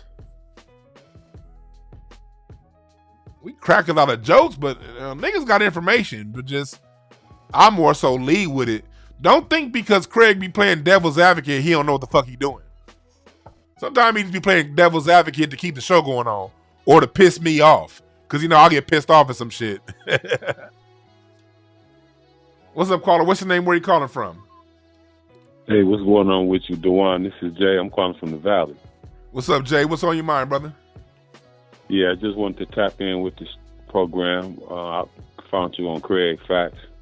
Great platform over there, and just wanted to call in and chime in on the topic. Yes, sir. Of the music. I come from that generation where it was good music, bro. Growing up, we had like 4 or 5 stations. I remember KGFJ, KDAY, 1580 KDAY. We had KACE. We had KACE was my shit, boy. Yeah, remember? Yeah, 103.9. 98.3 KACE. CE. I used to love K. Remember they used to do aces back to back, and they might play 2 artists at the same time, but 2 of their biggest. That's how I found all my old school music. I found a little bit through my dad, but the rest of it was listening to KACE back in the 90s. Yeah, back in the 90s, KACE. Man, all them stations and gone away. So my point is, we had a variety of different music to choose from. If you didn't want to listen to KACE, you could turn on KGFJ and listen to what was going on over there with Magic Mike and all of them. But it was we just had different varieties. And nowadays, what I see is they force feed us one particular style of music that I really like. I don't even listen to the radio anymore, but it's just like they force feeding us one specific type of artist. Like I can't even understand, and it's not hating. It's just that I can't even understand what they're saying, man. I don't. Every word is so fast or in such. I just don't understand what they're saying, and it's not hating. Yeah, it's just that I don't understand it, bro. And anyway. There's a whole reason and science behind that, and I'm about to break that down right now. Thanks for giving me that comment. I'm gonna break that down. All right, for sure, Dwan. But I'm gonna go back in the comments, bro. Enjoy your program, and keep doing what you're doing, bro. You too. You have a good day today, man. It's cold ass weather out here in LA. Have a good one. All right, bro, for sure. Yes, sir. Yeah, that happened with the 1996 telecommunications app. Back in the 90s, you had dope local radio stations because at the time it was illegal for national radio to compete with local radio because, like anything else, big bank take little bank. So Clear Channel, Viacom, Sinclair Media Group, they could only have a national station in one market and they couldn't own the locals. So KACE was locally owned. KJLH still is owned by Stevie Wonder, but I don't know what the fuck happened to KJLH. 92.3 back in the day, 92.3 The Beat, independently owned. Power 106, independently owned. So in order to compete in your market, you had to play the hottest music. That's why they used to have, especially on Friday, that's why new artists are always breaking their own city first.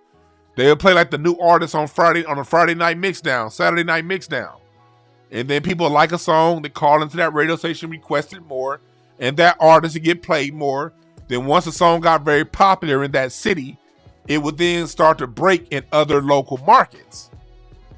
There was a bottom-up way that kept the radio waves alive through the 90s. Well, when the Telecommunications Act of 1996 was signed by Bill Clinton, what that did was it allowed national radio stations to then now buy local radio stations. So what happened? Clear Channel, Disney, Sinclair Media Group, all of these stations, they start to buy up the local programming. So now they don't only own that one station, they own 3 and 4 stations in the market. What does that do? It allows them to set the price on ads. And back in the day, you had on radio stations back in the day, it was like your local car lot had a bunch of commercials. It was a lot of local stuff. Now your commercials are Pepsi, Coke, General Motors, Mercedes, the national shit. The local person's been priced out of the radio.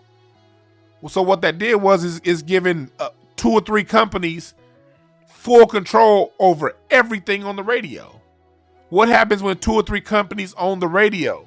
They can now tell you what you're going to listen to because they're going to make the money regardless. Oh, okay. You don't want to listen to 92.3 The Beat? Are you going to turn to the other station? Well, we own that station too. And these stations are also sister companies with the distribution labels, Sony and BMG being the most popular distribution labels. They set up deals to where these few distributors pay these radio stations big money to play their bullshit. What did that do? It X'd out the local talent. So it went from the talent keeping the radio stations alive to the record distributors paying payola to keep the radio stations alive. And that's why everything sounds alike. That's why there's nothing on the radio. And the same can be said for TV and the movie industry too.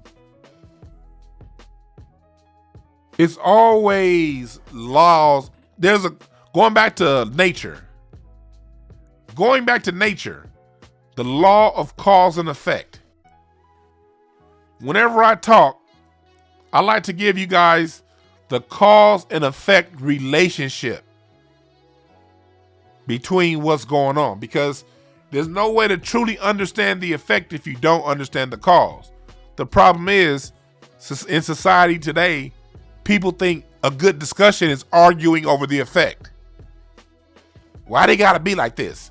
Black people need to stop killing each other. They just say stupid ass cliches that don't solve shit. If you want niggas to stop killing each other, go find the cause. You can't just have some cookie cutter generic ass solution to the effect. That don't mean shit. You ain't doing a goddamn thing talking about we just need to come together. Man, rappers just need to stop talking about this stuff. If rappers stop talking about it, it won't happen. Well, do you know there are millions of rappers that don't talk about this shit, but you'll never find out who they are because the people in control of radio play, Spotify streams, access to the internet Rock the Bell station on XM satellite TV, they're only going to play the bullshit. The record labels these guys work under, a rapper can record 10 songs that are uplifting, great, and good. And then the label comes back and say, we're not releasing none of this shit. Go back to the drawing board and rap about killing your cousin and some guns. You already signed to a contract. You've already got your little advance money. So you better sell. So what do they got to do? They got to go back in the studio and talk about that bullshit. Then they may talk about it in a certain way, rap it in a certain cadence that's new and is dope. But then the people at the radio station, the people at the label be like, I don't like how that sounded. You need to sound more like that Lil Wayne guy over there. You need to sound more like that Drake guy. Yeah, Drake just had 10 #1 hits. You need to sound like him. Or we're not going to release your music. All of this shit goes on in the background before the song comes to you.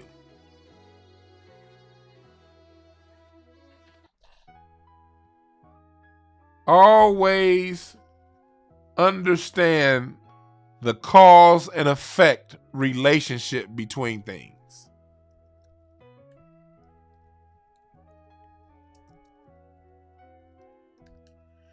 Always understand the cause and relationship the cause and effect relationship.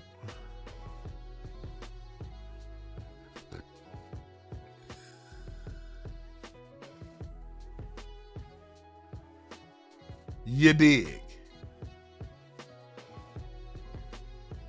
Y'all better get in contact with them 7 laws of Tahuti, the 7 virtues. Covers all of these laws.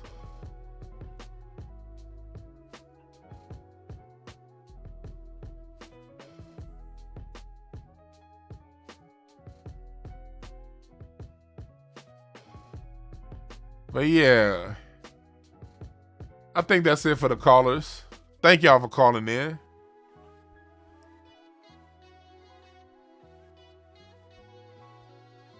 Thank y'all for calling in. You say you want me to break down the 7 laws of Tahuti? Or if you're Greek, Hermes? All right. Law number 1, the principle of mentalism. The all is mind. The universe is mental. That's what we talked about earlier. Everything starts in the mind. That's rule number 1. I gotta do a whole show on this. I'm not gonna do it. I'm not gonna break them all. I'm gonna give them to you on a light level. I'm gonna do a whole different show breaking them all down. But I'm gonna give you a little bit now. Number 2, the principle of correspondence. As above, so below. That's why I always encourage you getting a system analysis of things. When you understand how systems work, you can apply it to the micro and to the macro.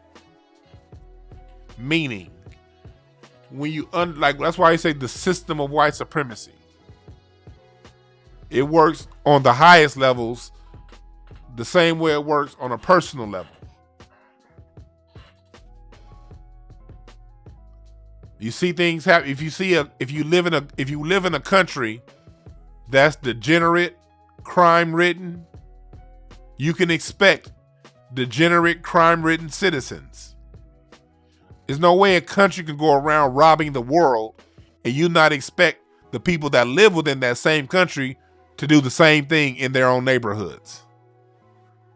That ties into the principle, the law of correspondence, as above, so below. So when people going around talking about I don't worry about what white folks do. I'm just worried about black people. Now you're listening to a stupid person.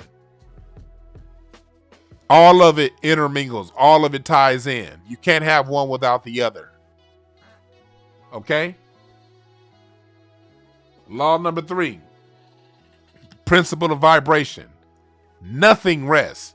Everything moves. Everything vibrates. When you live in a degenerate nation that has a bunch of bastard babies and degenerate citizens, and you give that degenerate citizen a microphone, guess what that degenerate energy is going to project? If told to. You have the combination of the degeneracy and record labels telling you the only way you're going to make money, the only way you're going to fulfill your contract is if you sing about this degeneracy. That's because nothing rests, everything moves, everything vibrates. They know who to sign. If they see you got your head on straight, you may not get that record deal. You may not get that movie contract. But if you're a Billy Porter, somebody who like throwing it back on dingalings and wearing dresses, oh yeah, you can get the mean TV shows you want. Because they understand the principle of vibration. A person like Billy Porter, Lena Waithe, 50 Cent, these are degenerates with degenerate vibrations. So you give that degenerate some money and an opportunity, they're going to spew their degenerate, low vibration bullshit across the world.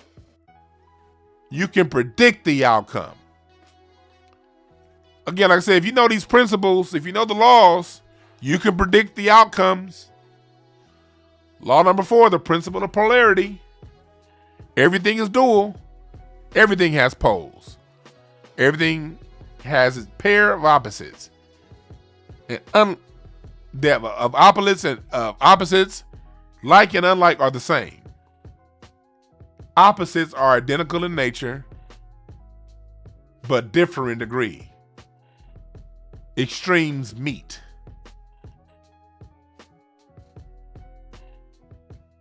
Everything, there's a polarity and a duality to everything. Everything's a paradox. We're good and bad. We're hot and cold. I'm a Gemini, so I'm really like this. On one hand, I be loving y'all. I love talking to y'all. On the other hand, I be like, man, I ain't talking to them niggas. Fuck that shit. When y'all see me go 3 and 4 days without coming on here, it's because I'm really like, man, I don't want to talk to nobody. We're good and bad. That's why I'm open with my bad side, with my darkness. I accept my darkness. Darkness just is what it is.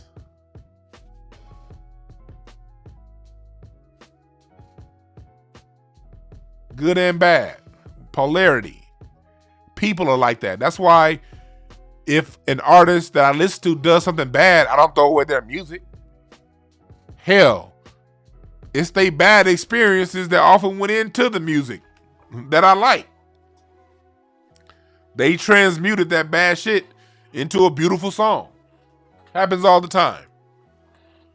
You can be a good person that does bad things. You can be a bad person that does good things. None of us are all the way either one.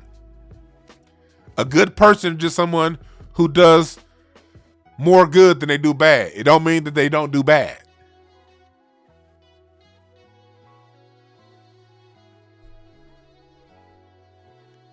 Number 5, principle of gender. Gender isn't everything. Everything has a masculine and feminine principle. And this is what the people are trying to fuck up right now.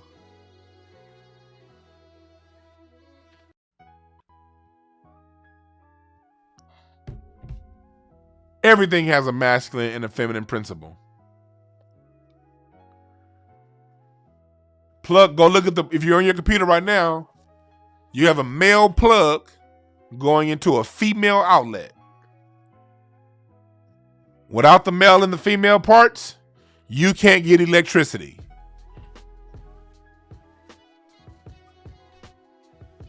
Law number 6, the principle of rhythm. Everything flows out and in. Everything has its tides. All things rise and fall. The pendulum swings, manifests everything. The measure things swing to the left is the same measure is going to swing to the right. Rhythm compensates. You breathe in, you breathe out. High tide, low tide. You eat and you shit. What does that mean? It means no matter how bad things seem right now, the pendulum is going to swing the other way. So that's why I'm always so positive when talking about racism, white supremacy. It swung in a very extreme way. It's swinging back the other way, but it's on us to be intentional with helping push that motherfucker back to where it belongs. And the last law, the principle of cause and effect. Everything has a cause and effect. Even when it comes to basketball. I was having this conversation with some people who don't understand basketball the other day. They were like, so why is it that Giannis Antetokounmpo can score so many points and he can't shoot? I said, because he has teammates that can shoot. When he had Eric Bledsoe as his point guard that couldn't shoot worth a damn before Middleton got good, he didn't have those open drives to the basket because the defense could now pack in the paint and stop him from getting there by sagging in off the shooters. But now, since he has great shooting like Brook Lopez, Drew Holiday, and Middleton around him, the defenses can now no longer pack in the paint, and it's going to leave him a one-on-one matchup, and he's 99 times out of 100, he's taller than the person he's guarding, so it's going to be easy work. Cause and effect. Same thing, just like it does in sports. You want your passing game to work real well, you got to have a threat of a run. Cause and effect.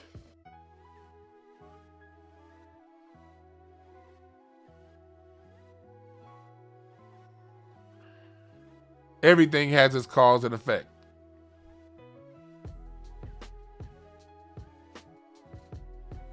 And remember that.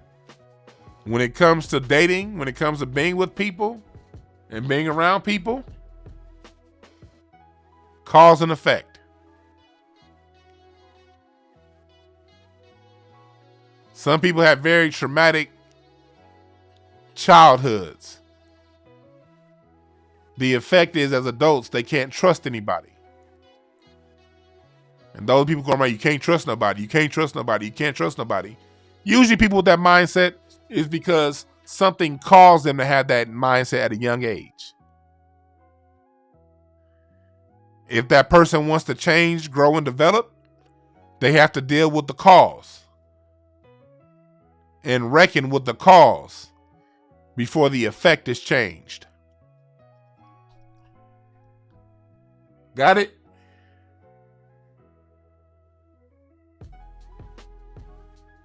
No, the NBA does not need European-born players to put butts in seats. That's a misnomer. If white people cared about watching white people, baseball, hockey, and NASCAR would be the biggest sports on the planet. They only bring Europeans in because of the Black American attention to it. They want to find a way to insert themselves. White folks will cut their nose off to put themselves in some shit that they don't belong in. There's space for Europeans to get in the game because there are more than enough black people in it to keep people's attention on it. They know they cannot replace the black player with a European player. They just want enough Europeans in there to make little dick white men feel less insecure. They don't need it. There are hardly no European players around in the 90s, and the NBA was just fine.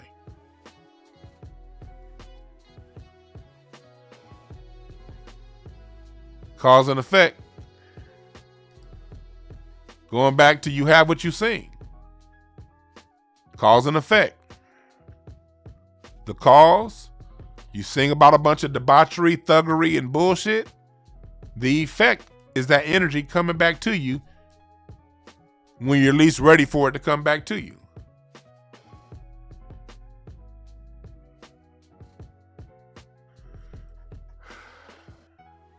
But I want to thank y'all for joining Hotepish. Incense and ashtrays today, matter of fact. Music talk. And remember this.